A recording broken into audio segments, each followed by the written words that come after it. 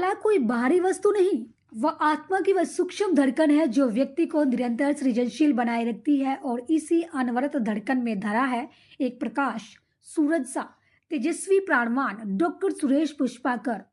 वह मात्र एक नाम नहीं, बल्कि वह यात्रा है जिसमें अभिनय का भाव, कूची का रंग, शब्दों की लय और संस्कारों की मिट्टी की सौंधी सुगंध एक साथ सांस लेती है।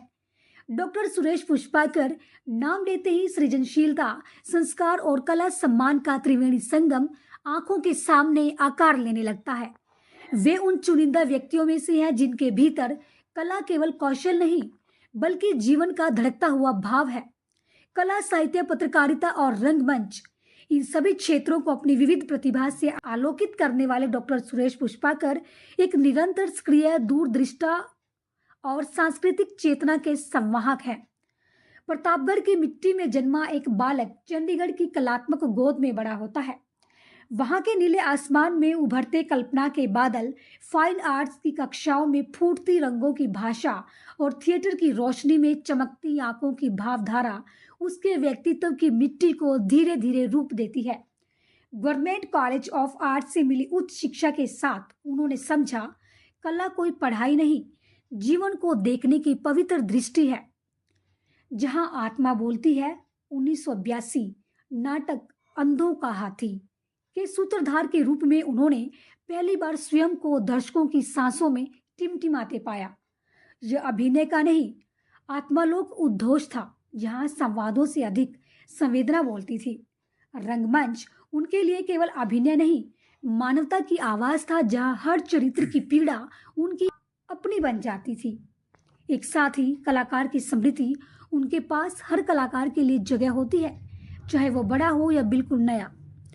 पत्रकारिता, कलम का स्तंभ, लघुकथा हो या संवाद, उनकी लेखनी में समाज की छुपी धड़कनें संपादित होती हैं। जब 1984 में उन्होंने पत्रकारिता को अपने कर्म पथ का एक अंग बनाया, उनकी कलम ने सीखा, सत्य के शब्दों को न डरना चाहिए, कला की भाषा को न झुकना चाहिए। समाचार वार्ता के 5 राज्यों के नेतृत्व ने उन्हें अभिव्यक्ति का प्रहरी और कला समाज का सेतु बनाया। वह हमेशा कहते हैं, पत्रकारिता मेरे लिए लड़ाई है, सच्चाई को दबने न देने की।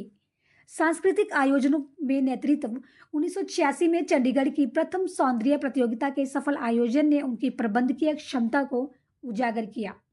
1999 में स्थापित society for development of films and art उनकी दूरदर्शी आकांक्षा की फलित अभिव्यक्ति है, क्योंकि वे जानते थे, कला को केवल एक कलाकार नहीं, एक समर्थित परिवार चाहिए।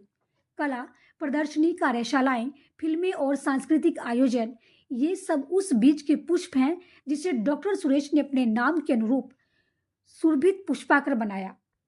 दूरी केवल भौगोलिक, भावना केवल भारतीय।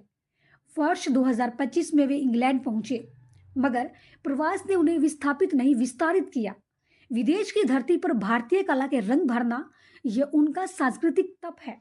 उनका संदेश, भारतीय होना केवल जन्म नहीं, आत्मा की पहचान है। वर्ष 2019 मन की चौपाल विश्व भर के कवियों, कलाकारों और साहित्य प्रेमियों की एक सांस्कृतिक कुटिया, जहां शब्द आंगूतक नहीं, परिजनों की तरह रहते हैं। वर्ष 2024 में उन्होंने हिंदी के वैश्विक प्रसार हेतु एक अंतर्राष्ट्रीय साहित्यिक मासिक पत्रिका का प्रकाशन प्रारंभ किया, जिसमें विश्व भर के रचनाकारों की रचनाएं निरंतर प्रकाशित होती रही हैं। ये कार्य उनकी अटूट साहित्य सेवा का सशक्त प्रमाण है। कला, करुणा, कर्म, डॉक्टर सुरेश पुष्पाकर का प्रत्येक प्रयास कला को समाज से और समाज को मानवता से जोड़ने का प्रयास है। उनका जीवन कहता है, कला, करुणा, साहित्य, संवेदना, संस्कृति, पहचान, समर्पण, वास्तविक सफलता। और वे स्वयं कहते हैं, कला का अर्थ तभी है जब वह किसी और के भीतर एक छोटी सी रोशनी जगा दे। आध्यात्मिक अनुभव, कला, साहित्य और रंगमंच के बीच डॉक्टर सुरेश पुष्पाकर के भीतर एक तीसरी राह भी चलती है, अंतर्मुखी साधना की, जहाँ शब्द मौन हो जाते हैं और मौन ही सबसे मुखर भाषा बन जाता है। उनके लिए आध्यात्मिकता धार्मिक प्रदर्शन नहीं, जीवन के मूल सत्य का साक्षात्कार है।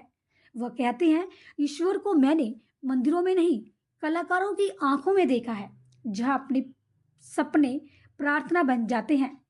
उनकी साधना कभी रंगों की शांति में, कभी मंच की रोशनियों के पीछे छुपे एकांत में मिलती है। ध्यान उनके दैनिक जीवन का वह हिस्सा है जहां वे सृष्टि की ताल से स्वयं को मिलाते हैं। एक निजी स्मृति में वे बताते हैं, मैंने कई बार रंगों को अपने भीतर उतरता महसूस करता हूँ, जैसे ब्रह्मांड अपनी कूंची से मेरे मन के कैनवास पर कोई नई अर्थ रेखा खींच रहा हो। उनकी यह अनुभूति रचनाओं में अक्सर गहन शांति और दार्शनिक स्पर्श के रूप में प्रकट होती है। उनके अनुसार कला ईश्वर का सौंदर्य है, कलाकार उसका केवल सृजन प्रार्थना। और यही कारण है कि वे हर युवा कलाकार से कहते हैं, सफलता से पहले अपने भीतर के कलाकार को पहचानो और प्रणाम करो। इंग्लैंड की भूमि पर भी उनका आध्यात्मिक विश्वास धीरे धीरे विश्व पथिक बन गया। वहां उन्होंने देखा संस्कृति और आस्था की जड़ें किसी धरती से नहीं, आत्मा से उगती हैं। उनके शब्द, भारतीयता मेरे भीतर ईश्वर की तरह वास करती है जिससे दूरी छू नहीं सकती। हर व्यक्ति में ईश्वर का निवास। उनका आध्यात्मिक दर्शन एक अत्यंत हृदयशील विचार पर टीका है। हर मनुष्य ईश्वर का रूप है, बस पहचानने की दृष्टि चाहिए। इस दृष्टि से उन्हें कला और मानवीय संवेदनाओं का साक्षात साधक बना दिया है। उनकी हर उपलब्धि के पीछे एक अदृश्य किंतु प्रखर प्रकाश है, आध्यात्मिक जागरूकता का। वह कलाकार ही नहीं, आत्मा के प्रतीक हैं जो बाहर दुनिया को रचते हुए भी भीतर ईश्वर की उपस्थिति को नमन करते चलते हैं। यह व्यक्तित्व नहीं, एक दर्शन है, एक सांस्कृतिक सौंदर्य की अखंड साधना, जिनका नाम है डॉक्टर सुरेश पुष्पाकर। संतोष गर्गतोष की रिपोर्ट।